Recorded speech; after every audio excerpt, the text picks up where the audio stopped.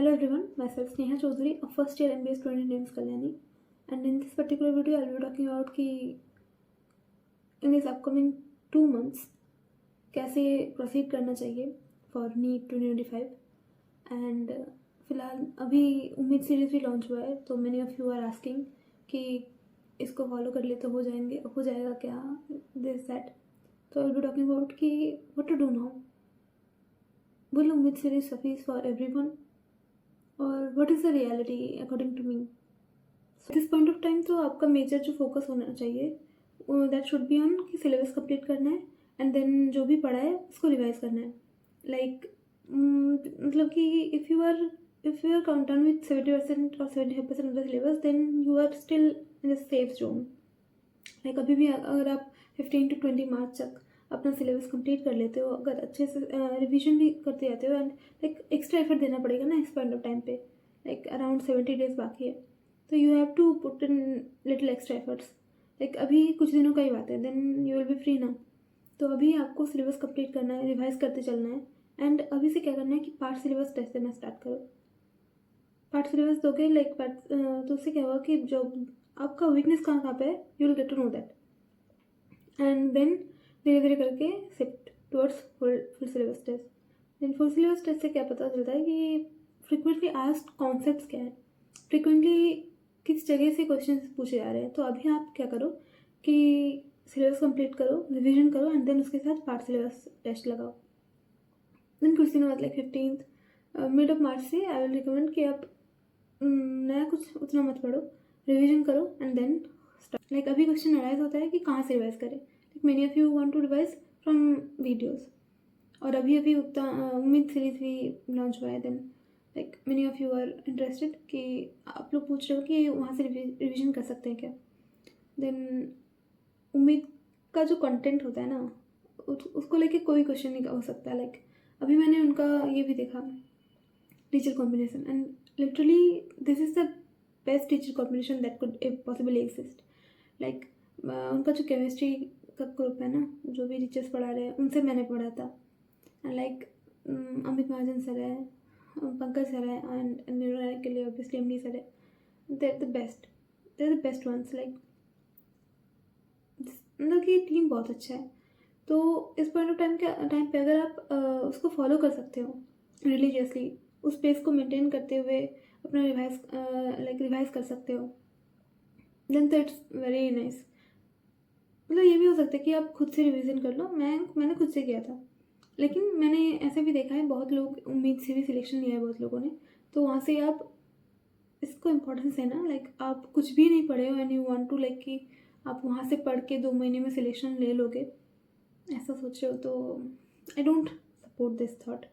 और अगर आप सोच रहे हो कि नहीं रिवाइज कर लेंगे तो इट्स ओके. मैंने तो सेल्फ स्टडी किया था, मैंने खुद से पढ़ के रिवीजन किया था. रिवीजन क्या बोलूँ, मेरा तो 25 मार्च को अराउंड सिलेबस ही कंप्लीट हुआ था और मैंने उतना वीडियोस देखा नहीं. लेकिन मिड सीरीज से आप अगर भी स्टार्ट करोगे, आपका ऑलमोस्ट हो चुका है एंड कुछ वीक पॉइंट्स हैं तो आप वहाँ से कवर कर सकते हो, क्योंकि कंटेंट जो भी पढ़ाया जाएगा कि क्लास में जो ईयर लॉन्ग बैचेस में पढ़ाया जाता है ना, कंटेंट ऑलमोस्ट सिमिलर होता है. क्वेश्चन थोड़ा बहुत इधर उधर हो जाए, थोड़ा बहुत नंबर कम हो सकता है, थोड़ा क्रिस्प पढ़ाते हैं वो लोग, लेकिन कंटेंट में कोई सवाल नहीं हो सकता. तो यू कैन कि ब्लाइंडली फॉलो मेरी series. So those who have completed around 70% और 75% ऑफ द सिलेबस एंड कुछ चैप्टर्स वीक है या फिर कुछ चैप्टर्स छूट गए हैं, उनके लिए आप वन शॉट उम्मीद से देख ही सकते हो and you can obviously hope for selection. There is no doubt in that. और अभी भी आप ऑब्वियसली रेस में हो, पॉजिटिवली हो, तो you can surely follow it. And अगर आप कुछ चैप्टर्स ऐसे हैं अगर आपका बहुत सारा आप 0 में हो ऑलमोस्ट, तो कुछ ना करने से अच्छा तो यही है कि कुछ कर लो. तो इसीलिए आई विल रिकमेंड कि आप स्टार्ट कर दो. और अगर आपको कुछ चैप्टर्स ऐसे होंगे जो समझ में उतना नहीं आएगा, then you have to refer full length videos. तो आप तो करना ही पड़ेगा. अभी आप थोड़ी सोच सकते हो कि नहीं करेंगे, नहीं हुआ है तो सिलेक्शन नहीं होगा तो क्या ही करेंगे, पढ़ के क्या ही फ़ायदा. लेकिन इस पॉइंट ऑफ टाइम पे आप जितना अपने आप को पुश कर दोगे ना, उतने ज़्यादा मार्क्स आ जाएंगे इस बार. एंड जितना ज़्यादा मार्क्स आ जाएगा वो क्या होगा कि जो नेक्स्ट ईयर के लिए आप अगर आप प्रिपेयर करोगे, कुछ भी करोगे, अभी हम वो सब नहीं सोच रहे, पॉजिटिवली इम्पैक्ट।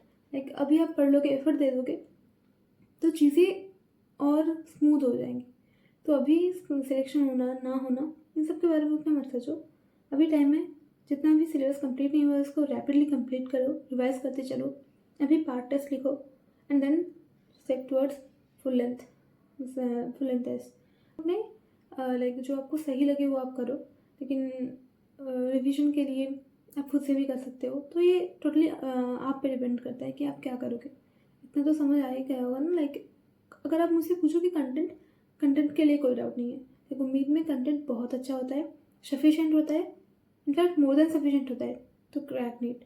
लेकिन उसको लेने वाले के लिए लेने का दिमाग भी होना चाहिए ना। Like if you don't know anything ना, then how will you get to know कि कौन सा इंपॉर्टेंट है, लाइक कौन सा लेना है, कैसे उसको रिटेन करना है। अगर आपका हो चुका होगा ना सिलेबस, तो आपको पता होगा नहीं ये इंपॉर्टेंट है, आपने क्वेश्चन प्रैक्टिस कर रखा होगा। तो उसके लिए भी क्या होता है कि थोड़ा बहुत प्रिपरेशन चाहिए होता है टू गेट टू नो कि नहीं जो भी पढ़ाया जा रहा है वो सही पढ़ाया जा रहा है। तो ये सब अभी इतना सोचने का टाइम नहीं है। जो भी वो लोग पढ़ा रहे हैं that is more than sufficient.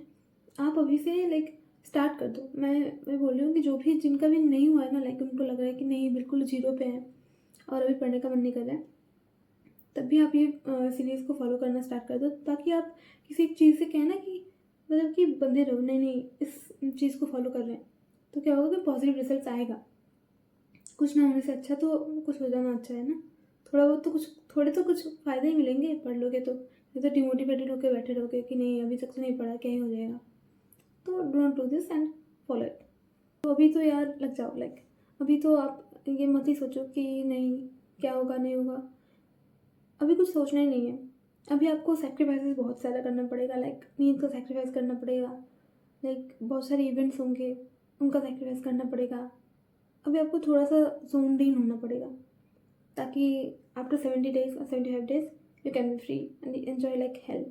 Revision के लिए क्या करना है कि अगर आप कोई भी सीरीज़ फॉलो कर रहे हो फॉर एग्जांपल उम्मीद, तो उनका तो एक सीक्वेंस होगा, उसको फॉलो करो। और अगर आप लाइक खुद से पढ़ रहे हो ना, लाइक सेल्फ स्टडी से आप रिवीजन कर रहे हो, तो क्या करो कि कोई भी पार्ट टेस्ट का एक टेस्ट सीरीज होगा, उसके सिलेबस आपको पता ही होंगे, कौन कौन से डेट में देने वाले हो उसको देख लो, उसके अकॉर्डिंग अपना सिलेबस कंप्लीट करते चलो रिवीजन का। एंड बीच बीच में जो भी आपका बचा हुआ है उस सिलेबस को जो भी पेंडिंग है उसको कंप्लीट कर लो।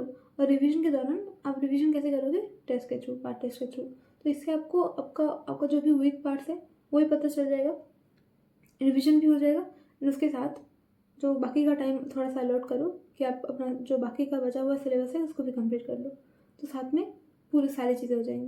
देन लाइक मिड मार्च तक आपका अगर सिलेबस कंप्लीट हो गया, देन शिफ्ट कर दो कि आप लाइक डेली एक फुल सिलेबस लिख ही सकते हो। मैंने तो लिखा था 20 मार्च से लेके लाइक लास्ट ऑफ मार्च तक मैंने डेली एक मॉक टेस्ट लिखा, फुल टेस्ट। एंड देन 1 अप्रैल से लेके 8 और 9 अप्रैल तक मैंने डेली 2 टेस्ट लिखे थे एक्चुअली। तो इससे क्या होता है कि लास्ट तक आते आते मेरे 55 प्लस फुल मार्क्स हो गए थे। तो उसका बहुत ज़्यादा इंपॉर्टेंस है, बिलीव मी। लाइक जितना आप फुल मार्क्स दोगे ना, आपको पता चल जाएगा कि भाई कौन से एरियाज इंपॉर्टेंट है उनको। और बार बार करते करते आपके दिमाग में लाइक इम्प्रिंट हो जाता है कि ऐसे सवाल आते हैं तो इसको ऐसे अप्रोच किया जाता है। एंड नीट में भी वैसे ही सवाल आते हैं। फुल टेस्ट जितना दोगे तो इसलिए मैं बोल रही हूँ कि फुल टेस्ट देना ज़रूरी है। इसके लिए ऑब्वियसली सिलेबस कंप्लीट करना ज़रूरी है। तो इस पॉइंट ऑफ टाइम पे आपको सिलेबस कंप्लीट करना और रिवीजन करना बहुत ज़रूरी है। इनको निगलेक्ट मत करो। टेस्ट दो एंड उसको एनालाइज भी करो, कहाँ पे गलतियाँ हो रहा है, कौन से पॉइंट पे, कौन से कंसेप्ट पे गलतियाँ हो रही है उसको देखो। और अगर आपका कुछ पैटर्न है, लाइक आप नॉट नहीं पढ़ रहे, एक्सेप्ट नहीं पढ़ रहे, या फिर आपका फोकस नहीं बन पा रहा, कैलकुलेशन में मिस्टेक हो रही है, तो आप what kind of mistake you are committing उसको पहले देखो। एंड उस टाइप ऑफ मिस्टेक को उसको एनालाइज करके उस टाइप को पहले सुधारो कि नहीं इस टाइप का मिस्टेक हो रहा है। अगर कंसेप्चुअल मिस्टेक हो रहा है तो उसको तो स्ट्रॉन्ग कर लोगे, पढ़ के लेक्चर्स देख लो या फिर रिवाइज कर लो, go back to that concept, वो स्ट्रॉन्ग हो गया। अगर किसी काइंड ऑफ मिस्टेक हो रहा है, लाइक ओएमआर फीलिंग में हो रहा है, तो उसके लिए आपको फोकस चाहिए। तो उसके लिए देखो कि कैसे कैसे मिस्टेक्स हो रहे हैं, वैसे इंप्रूव करो। Test analysis is very important. और मोस्ट इम्पॉर्टेंटली फोमो का जो ट्रैप है उसमें मत फंसो। अभी ये मत सोचो कि यार सबका सिलेबस कंप्लीट हो गया है, मेरा अभी तक नहीं हुआ है। मेरा भी नहीं हुआ था, मेरा भी जाके लास्ट ऑफ मार्च के अराउंड कंप्लीट हुआ है, but still I am in AIIMS ना। मैं बैठी हूँ ना एम्स में, MBBS कर रही हो ना, तो इट डज़न्ट मैटर कि आपका सिलेबस अभी तक कंप्लीट नहीं हुआ है। आपका सिलेबस जितना भी हुआ है वो कितना अच्छे से कंप्लीट हुआ है, दैट मैटर्स। अगर आपका 85% सिलेबस भी हुआ है ना, 85% हो गया, लेकिन आपने लाइक ऑलमोस्ट अच्छे से रिवाइज़ किया हुआ है, कुछ मैटर नहीं करता। 75% हुआ है, अच्छे से बाकी का रिवाइज़ किया हुआ है, लाइक, या फिर आप अपना पेस बढ़ा दो, then it is still possible, believe me, it is still possible. तो इतना सोचने का नहीं कि क्या करेंगे, सबका सिलेबस हो गया, डज़न्ट मैटर।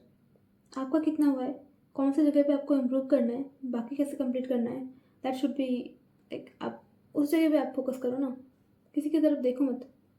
अभी जो है थोड़ा सा अपना फोकस थोड़ा नैरो डाउन करने का टाइम है, तो वो करो। एंड आपको पता है एक्चुअली, यू नो कि आपको क्या क्या करना है, बस have faith on yourself. I know कि हैविंग फेथ एंड बिलीव कि नहीं करना है इस बार, और कर लेंगे हम, कैन डू मैजिक। तो बस यही बोलना था कि हैव फेथ ऑन योरसेल्फ। बाकी जितना भी टाइम है घिस डालो, you will do it. All the best.